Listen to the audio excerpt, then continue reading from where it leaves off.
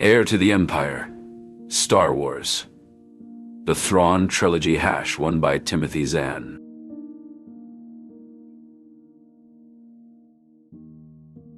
Thrawn's strategic prowess.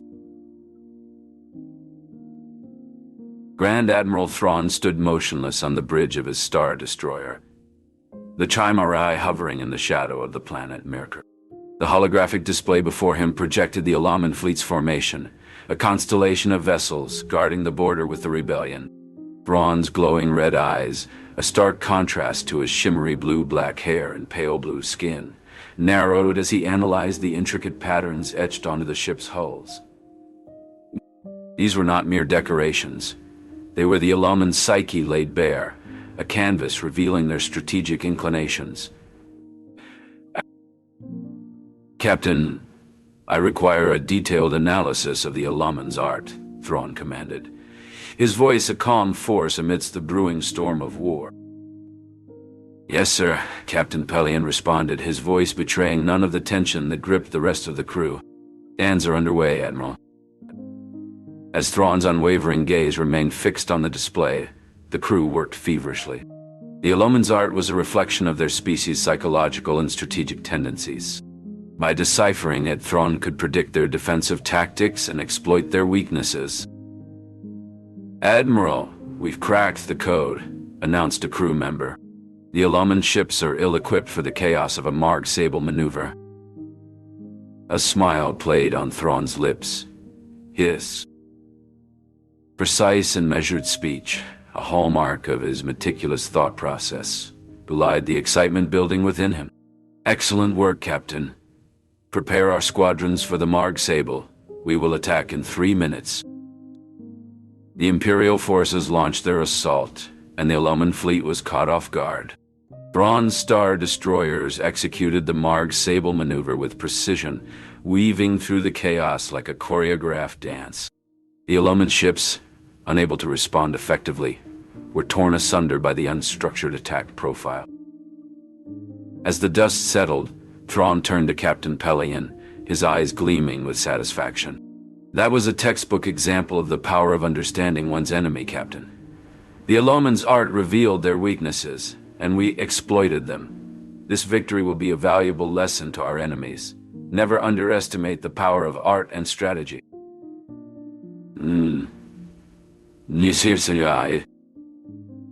In a distant corner of the galaxy, Han Solo struggled to convince his former peers to join the New Republic. His reputation as a smuggler preceded him, but many were skeptical of his sudden change of heart. "I'm telling you, old friends," Han said, trying to persuade a group of smugglers gathered around a makeshift cantina on some forgotten planet. "The Empire's days are numbered. We can make a real difference by joining the New Republic." One of the smugglers, a grizzled veteran named Rin, snorted. "You expect us to believe you've gone straight, Solo? You? Of all people?" Han's face grew hot with frustration. "I've made mistakes, okay? But I've seen the damage the Empire can do. I want to help stop them." Rin raised an eyebrow. "And what's in it for us, huh? A pat on the back and a medal?" Han sighed, realizing that trust was a hard commodity to come by in the smuggling community. "Look, I know it's not going to be easy, but I'm willing to take the risk. Are you?" As Han's words hung in the air, a hooded figure slipped into the shadows, listening intently to the conversation. The fate of the galaxy hung in the balance, and this small gathering might just tip the scales. Trust issues. The dimly lit cantina on Nar Shaddaa buzzed with the low hum of a dozen hushed conversations. In a shadowy corner, Han Solo leaned back in his chair, eyeing the motley crew of smugglers gathered around the table. The air was thick with suspicion, the kind that only thrived in the underworld of the galaxy. "So, you're telling us the New Republic's offering a legit job?" Travis asked, skepticism lacing his tone. His eyes darted to the door, then back to Han, as if expecting stormtroopers to burst in at any moment. Han nodded. "That's right. And it pays well too. But I need the best, and that means I need you guys to trust me." A murmur rippled through the group. Trust was a rare commodity among smugglers, especially when it came from one who had left their ranks for the so-called respectable side of the galaxy. "Trust you?" a Rhodian snorted, his snout wrinkling in disdain. "You used to run with us, Solo. Now you're playing hero for the Republic. What's to say you won't turn us in the moment things get hot?" Han's gaze didn't waver. "Because I'm still one of you. I haven't forgotten where I came from, or the binds that tie us together. We've all dodged blaster fire, outmaneuvered the Empire, and made deals that would make a Hutt blush. I'm not asking you to become model citizens. I'm asking you to become model citizens. Something that can give us a chance to make a real difference, and maybe, just maybe, bring some stability to our chaotic lives." Dravis leaned forward. "What's the catch, Solo?" "There's always a catch." Han's smile was a thin, calculated line. "The catch is, you have to trust me. Trust that I know what I'm doing, and that I'll have your backs when things get hairy." The room fell silent, the only sound the soft hum of the cantina's machinery. Han's gaze swept the table, meeting the skeptical stares of the smugglers. "Paige," he called out, his voice low and smooth. From the shadows, a figure emerged, blending into the dim light like a ghost. Paige. Han's second-in-command materialized beside him, her eyes scanning the room with a practiced air of caution. Dravis's eyes widened, a flicker of surprise crossing his face. "You've got Paige watching your back. That's a statement, Solo." Han's smile grew, a hint of mischief dancing in his eyes. "I'm not playing games, guys. I'm dead serious. And if you're willing to take a chance on me, I'll make sure you're rewarded." The room remained silent, the smugglers weighing their options, their trust issues hanging precariously in the balance. Han Solo, the galaxy's most notorious smuggler turned hero, waited, his fate and theirs hanging in the balance. The alliance of Thrawn and Sabaoth. Grand Admiral Thrawn stood on the bridge of his flagship, the Chimera, gazing at the stars with an intense, calculating look in his eyes. The recent skirmishes, a testament to his strategic genius, had left the rebellion reeling, setting the stage for his next move. Beside him, Captain Pellaeon awaited orders, knowing their next move could shape the future of the Empire. "The rebellion's strength continues to grow," Admiral Pellaeon remarked, his voice carrying a hint of concern. "Their victory at Endor has emboldened them, and their fleets are becoming more daring." Thrawn turned to his subordinate, his red eyes gleaming with determination. "Indeed, Captain, and it is precisely because of their growing strength that we must strike at their heart. The time has come to form an alliance that will ensure our victory." Pellaeon raised an eyebrow, intrigued. "An alliance, Admiral? With whom?" Thrawn's lips curved into a slight smile. "With a Jedi Master, Captain. Someone who possesses the power and influence we need to re-establish the Empire's new order." "A Jedi Master," Pellaeon echoed, his curiosity piqued. "But I thought the Jedi were extinct, wiped out by the Emperor." Thrawn's smile widened at the mention of the Emperor. "Not all of them, Captain. There are always those who slip through the cracks, and one such Jedi has come to my attention. His name is Joruus C'baoth, and he possesses the power we require. With our resources and his abilities, we will be unstoppable." Pellaeon nodded, understanding the strategy behind Thrawn's plan. "And what of Skywalker? Will he not pose a threat to our plans?" Thrawn's eyes narrowed. "Skywalker is a wild card, but we shall deal with him in due time.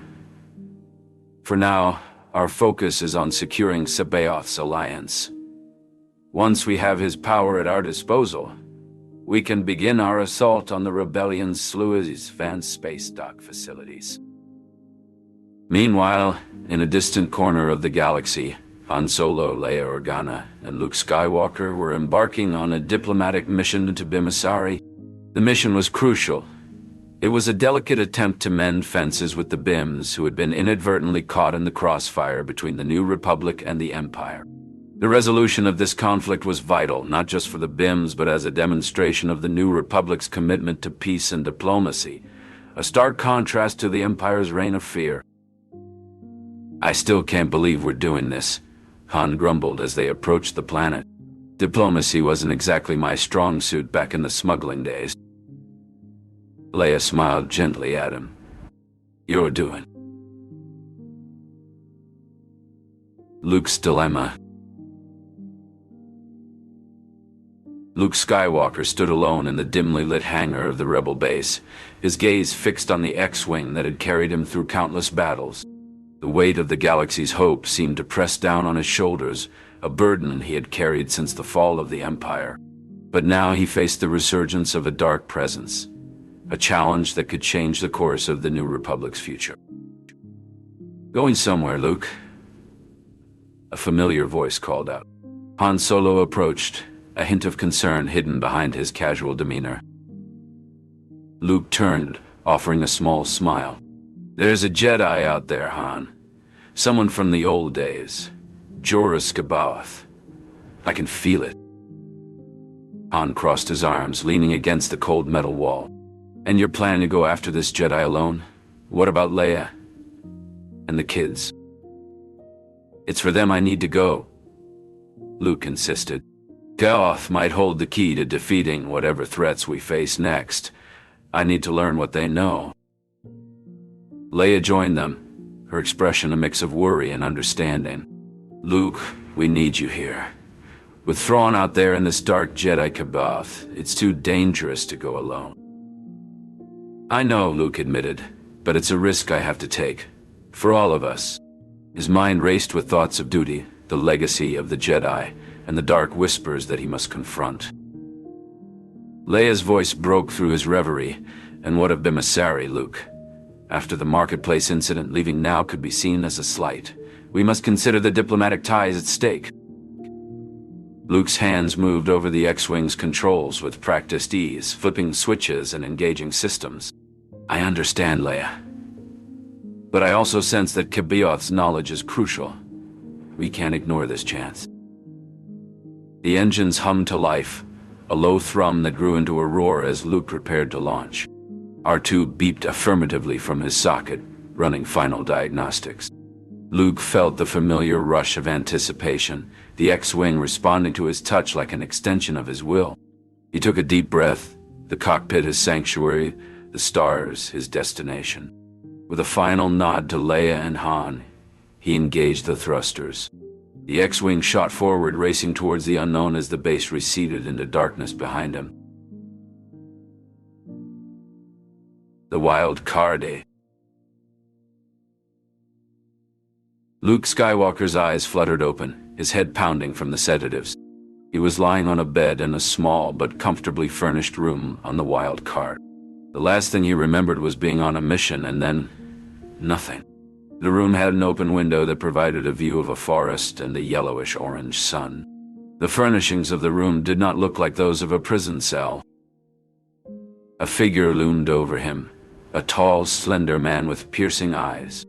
"Welcome back, Luke Skywalker," the man said, his voice smooth as silk. "I'm Talon Karrde, captain of the Wild Card. You were my guest." Luke's eyes narrowed. "What do you want with me?" Karrde smiled. "Oh, I think we can help each other, Luke. You see, Grand Admiral Thrawn is very interested in acquiring you. And I'm willing to sell you to him. For a price." Luke's instincts screamed at him to be cautious. He sensed that Karrde was hiding something, but he couldn't quite put his finger on it. Just then, a woman entered the room, her red hair blazing like fire in the dim light. "Captain, we have a problem," she said, her voice husky. Karrde turned to her. "What is it, Mara?" "We've got Imperials sniffing around. They're looking for Luke." Mara Jade's eyes locked onto his, her gaze cold and calculating. Luke could sense the darkness in her, a lingering presence of the Emperor's influence. Mara had once been an Emperor's hand, a special operative and assassin working directly under Emperor Palpatine. With the Emperor's death, Mara lost her purpose and direction in life. Luke smiled, a plan forming in his mind. I think I can take care of myself. Mara's gaze didn't waver.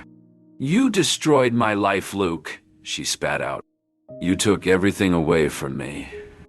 Her anger and hurt were palpable, fueled by her loyalty to the Emperor and her struggle to come to terms with the new reality. I'm sorry, Mara, Luke said, his voice filled with empathy. I didn't mean to hurt you. But he knew that apologies wouldn't be enough to calm the storm brewing inside her. Mara's face twisted in anger and she reached for her blaster. Luke raised his hand, using the Force to deflect her. Aim, her. The blaster fired, but the shot went wild, hitting the wall behind him. The sound of blaster fire brought Cardi and his crew running into the room. What's going on here? Cardi demanded, his eyes flashing with anger. Mara turned to him, her face still twisted with rage. He tried to escape, she lied. Luke shook his head. No, Mara, you know that's not true. Cardi's eyes narrowed, his gaze flicking between Luke and Mara.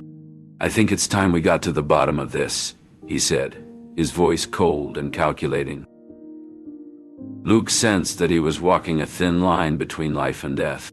But he was a Jedi, and he would not back down from a fight.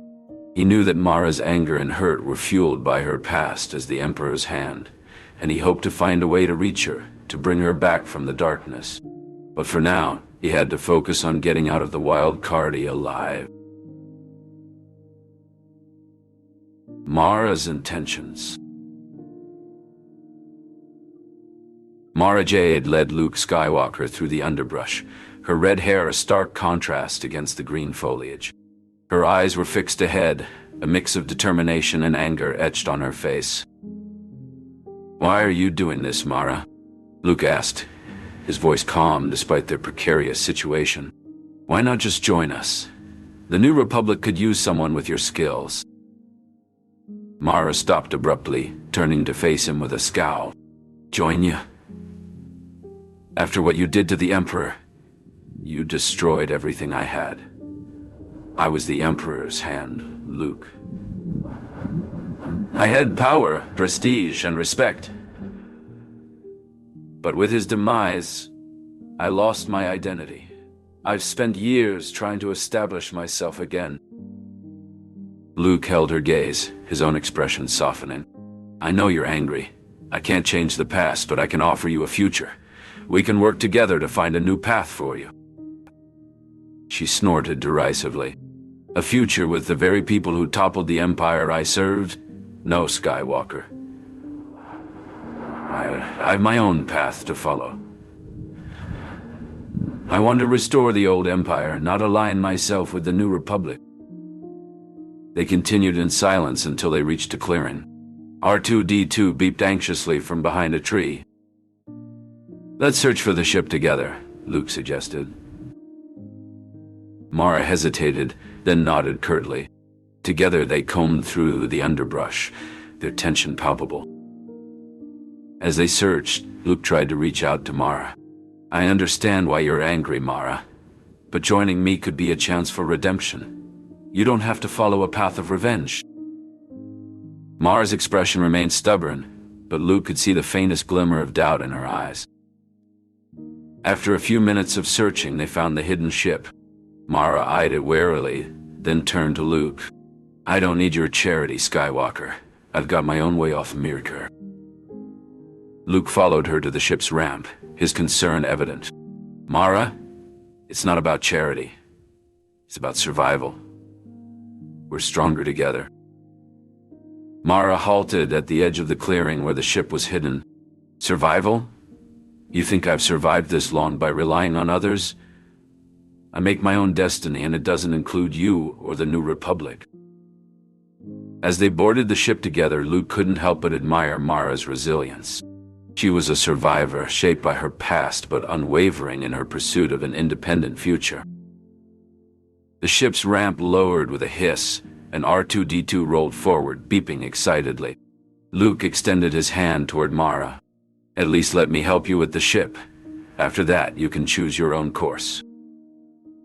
Mara hesitated, her hand resting on the blaster at her side. The tension between them was thick, but Luke's empathy had planted seeds of doubt in Mara's determined heart. Finally, she nodded curtly. "Fine. But once we're off this planet, we go our separate ways." Together they boarded the ship, their unspoken bond a complicated mix of shared experiences and conflicting loyalties.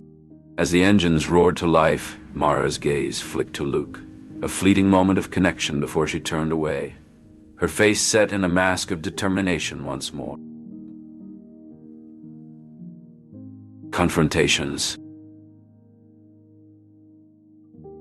The forest was still, the only sound being the distant calls of alien birds and the soft rustle of leaves. Luke Skywalker and Mara Jade sat with their backs against trees, nursing wounds from their recent skirmish. The tension between them was palpable, a silent war of wills and words. "Why do you hate me so much?" Luke finally broke the silence, his voice calm but insistent. "What did I do to you?" Mara's green eyes flashed with a mix of pain and anger. "You destroyed my life," she spat out bitterly. "When you killed the Emperor, you took everything from me. My purpose, my power, my place in the galaxy." Luke sighed, feeling the weight of her words. "I didn't know about you, Mara. I was fighting a tyrant." "That doesn't change what happened to me," Mara retorted, her voice rising. "Because of you, I'm hunted, alone, and without a future." As they sat in silence, the air seemed to vibrate with unease. Luke sensed a presence lurking just beyond their clearing, his Jedi instincts on high alert. Suddenly, a blaster shot zipped through the air, narrowly missing them. They both sprang to their feet, igniting their lightsabers in unison. Stormtroopers emerged from the foliage, blasters firing. The air was filled with the acrid smell of smoke and ozone, and the sound of blaster fire echoed through the trees.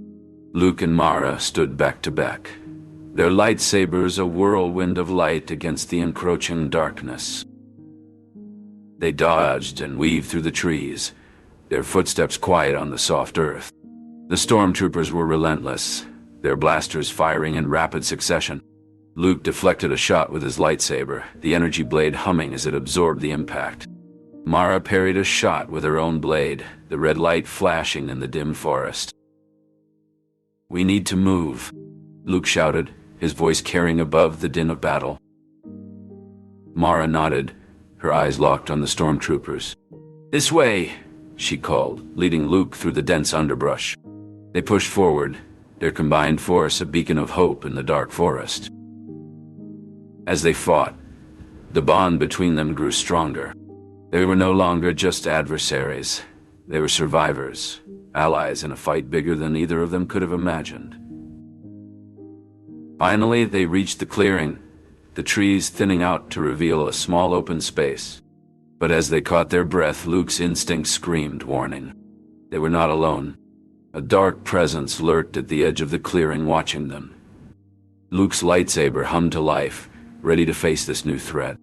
Mara's eyes narrowed, her own blade at the ready. They stood frozen, waiting for the unknown danger to reveal itself.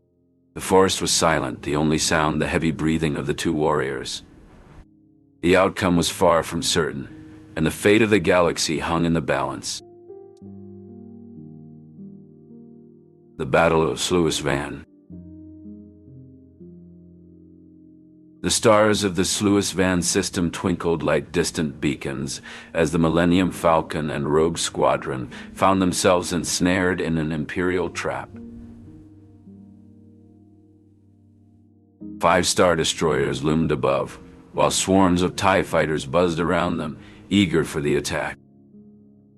"Chewie, get us out of here," Han Solo barked, gripping the Falcon's controls with white-knuckled intensity. The Wookiee's reply was a determined growl as he worked the ship's thrusters, dodging the relentless barrage of laser fire.